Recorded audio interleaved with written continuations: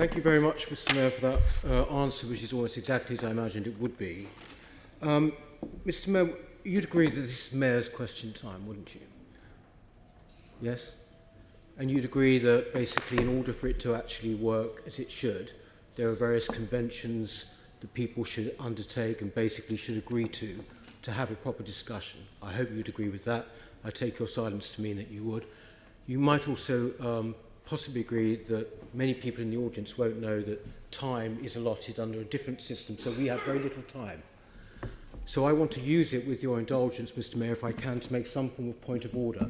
I want a retraction and apology from you, basically for defaming the integrity of my party and, more importantly, my colleague, using words like Nazi, using words like dictatorship. Be quiet. No, I will not be quiet. Be quiet. They use their time to attack us. You must seek to deal with this by way of a question. You could ask the Mayor, does he agree with what the Assembly member said about? Oh, that's really going to be productive, isn't it, Mr. Chairman?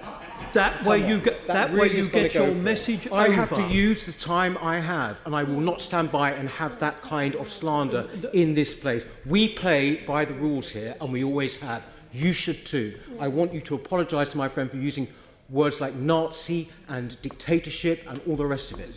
So you might not agree with us, but the fact is that is no.